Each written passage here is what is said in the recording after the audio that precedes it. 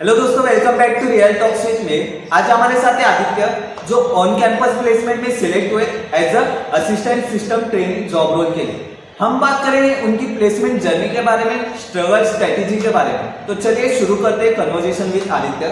Hello Aditya, congratulation on your achievements. Thank you. तो आपके लिए पहला क्वेश्चन, आपके प्लेसमेंट का कंप्लीट प्रोसेस क्या था, कितने राउंड्स थे and explain every round. Okay so मेरा जो सिलेक्शन प्रोसेस था वो टोटल 3 राउंड्स में डिवाइडेड था। पहला राउंड जो था वो इन कॉलेज कैंपस में हुआ था, जो कॉलेज ऑर्गेनाइज करता है, एंड वो एक एप्टीट्यूड प्लस कोडिंग राउंड था। बेसिक कोडिंग क्वेश्चन, ज़्यादा एडवांस नहीं, इंटरमीडिएट लेवल तक।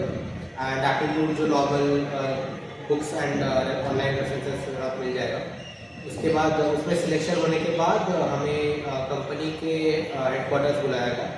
सो वहाँ पे उनका प्राइवेट सर्वेलेंस टेस्ट हुआ। वहाँ पे टेस्ट में 3 मॉड्यूल्स 3 टाइप पार्ट में थे। पहला था जनरल एप्टीट्यूड, थोड़ा हाई लेवल का था। एक था कोडिंग का बेसिक क्वेश्चन एंड एक था कोडिंग का एडवांस क्वेश्चन, राइट। सो उसके बाद इस राउंड में सिलेक्शन होने के बाद हमें नोटिफिकेशन आया कि you are being selected for the interview process. So 2 written test थे, मतलब online CBT computer based test, and उसके बाद इंटरव्यू राउंड हुआ हमारा। इंटरव्यू राउंड में भी interview was divided into 3 parts. Interview एक ही फ्लोर में हुआ, बट उसमें there was a general manager level of interview, technical round of interview and HR level of interview. And उसके बाद इंटरव्यू कंप्लीट के बाद विद इन 2 वीक्स मैसेज आ जाता है कि कैंडिडेट इज सिलेक्टेड और ओके। इंटरव्यू प्रोसेस के दौरान आपको क्या लगा, डीएसए ज्यादा इंपॉर्टेंट है या डेवलपमेंट? ओके, डीएसए पता होना चाहिए क्योंकि वो पूरे कंप्यूटर सिस्टम्स एंड एल्गोरिथम्स का बेसिक ही है। बट इंटरव्यू में एज सच पर्टिकुलरली डीएसए के क्वेश्चंस नहीं पूछे, क्योंकि उन्हें भी कैंडिडेट के थ्रू चाहिए कि उन्हें ऑलराउंडर टाइप ऑफ नॉलेज होना चाहिए। सो मतलब ज़्यादा फोकस आप कंप्लीट डीएसए पे ना करके ओवरऑल परफॉर्मेंस के ऊपर ध्यान देंगे ना, तो ज़्यादा बेटर रहेगा, according to me at least. And interviewers भी पता है, उन्हें भी पता है कि we are fresher, right. So एक बेसिक नॉलेज होना ज़रूरी है, बट कोई एडवांस चीज़ें नहीं पूछते। ओके। आपकी प्रिपरेशन रैंडम थी या स्ट्रक्चर रोड मैप के जैसे थी? अगर रोड मैप थी तो आपने कैसे वो स्ट्रक्चर बनाया? ओके, सो मेरी प्रिपरेशन रैंडम ही थी। मैंने कोई पर्टिकुलर रोड मैप या प्लान फॉलो नहीं किया था, क्योंकि सेकेंड ईयर से ही मुझे पता चल गया कि कौन से प्रोग्रामिंग लैंग्वेजेस मेरे स्ट्रॉन्ग है। सो वेब डिज़ाइनिंग वगैरह का जो चीज़ें थी, जिसमें बेसिक वेब डिज़ाइनिंग के HTML हो गया, CSS हो गया, जावास्क्रिप्ट हो गया, एंड उसके बैकएंड हो, सो मर्ज स्टैक जिसे हम बोलते हैं, right. So MongoDB, express, node and MongoDB, right. So उसके बेसिस के ऊपर मैंने प्रैक्टिस करना शुरू किया। अलग अलग प्रोजेक्ट्स के साथ, लाइव प्रोजेक्ट के साथ मैंने प्रैक्टिस किया, नॉलेज गेन की, एंड पाइथन के साथ data analytics and data visualisation में भी मैंने किया। सो मुझे फिर पता चला कि Python is my strongest language. तो फिर मैंने DSA development and system architecture वगैरह भी पाइथन से ही किया। एंड ये डेली अपडेट्स के, तो मतलब वीकली 2-3 दिन अगर आप 1 to 1 डेज गैप में अगर प्रैक्टिस करते हो तो you should be good enough. अगर आपको एक बेसिक रोल चाहिए, अगर आपको कोई एक्सपर्टीज रोल कोई पर्टिकुलर पोजीशन के लिए ही अप्लाई करना है, तो आपको उसके रिक्वायरमेंट के हिसाब से प्रैक्टिस करना पड़ेगा। ओके। इंटरव्यू में ज्यादा फोकस कोडिंग पे था या सिस्टम कंसेप्ट पे था? नहीं, इंटरव्यू में आई कैन अश्योर यू कि एटलीस्ट मेरे लिए सिस्टम डिज़ाइनिंग के ऊपर ज़्यादा, आर्किटेक्चर के ऊपर ज़्यादा था। कोडिंग के 2 क्वेश्चन ही थे, बट वो बहुत ही बेसिक लेवल के थे। For example asterisk design banana pyramid का। देन मेरे इंटरव्यू ने मुझे पूछा था कि give me a code for determining if a number is prime और नॉट। ओके, सो वो एक हो गया। बट ये सारी जो चीज़ें वो सब बेसिक चीज़ें तो हर एक कंप्यूटर या फिर कोडिंग स्टूडेंट को आनी ही चाहिए। एंड इसके अलावा most of the focus was around system design and system architecture. मतलब ज़्यादातर फोकस आपके नॉलेज को टेस्ट करने में लगाया जाता है रादर देन आपके हार्ड कोडिंग स्किल्स। ओके, कौन सी स्किल सबसे ज्यादा गेम चेंजर रही आपके लिए? ओके, सो मेरे लिए जो data analytics and data visualisation के कुछ कोर्सेज थे ऑनलाइन, यूट्यूब के थ्रू भी मैंने किए थे, एंड कुछ पर्सनल लेवल पे भी मैंने अलग अलग डेटा सोर्सेज से डेटा कलेक्ट करके कुछ कंक्लूजन निकाले थे सेल्फ प्रैक्टिस के लिए।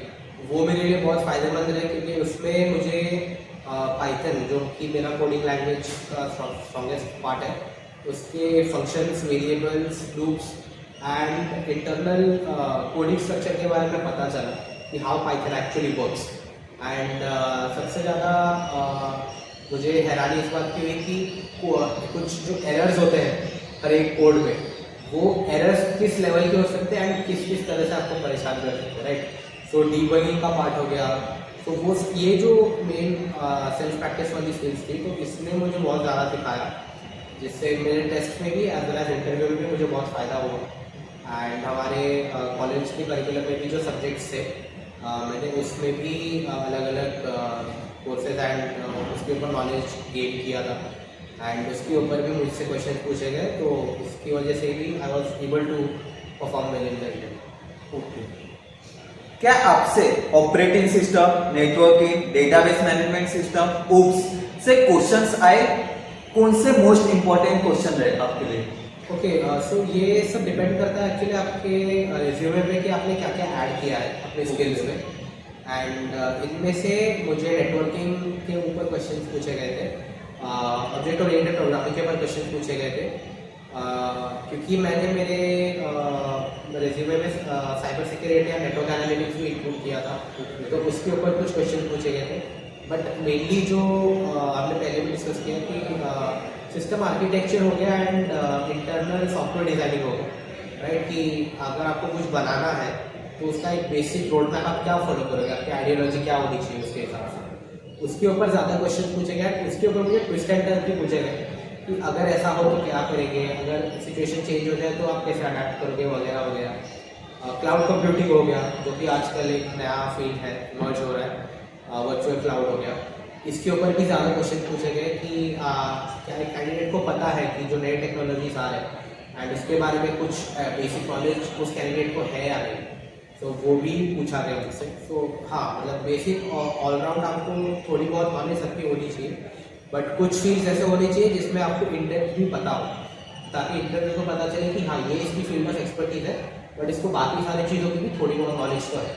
ओके, क्या कोई रियल वर्ल्ड सिनारियो बेस्ड आपको क्वेश्चन पूछा गया सॉल्व करने के लिए? हाँ, बिल्कुल बिल्कुल।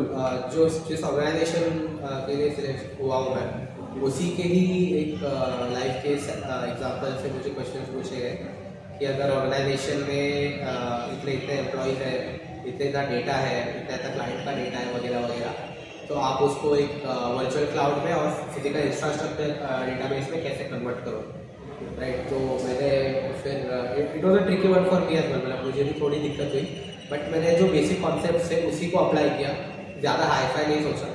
एंड इंटरव्यूअर जो थे मेरे, उनको मैं सेटिस्फाई कर पाया मेरे आंसर से। तो आप लोग चेक कर सकते हैं, आंसर मैं बताऊँगा नहीं ऑफकोर्स। एंड ये इससे भी मुझे पता चला कि जो टेक्निकल इंटरव्यूअर्स थे उन्हें एक्चुअली आपके थिंकिंग के ऊपर ज़्यादा ध्यान देना है, एंड वो उसी पे ध्यान दे रहे थे रादर देन आपकी टेक्निकल नॉलेज या फिर आप कितना अच्छा बोलते हो वगैरह वगैरह किसी टॉपिक के ऊपर, उन सब के बारे में नहीं। रियल लाइफ एग्जाम्पल का कैसे टैकल करोगे, आपका थिंकिंग क्या रहेगा एंड आपका वे ऑफ अप्रोच क्या रहेगा, ये मेन क्राइटेरिया था उनका जज करने। ओके।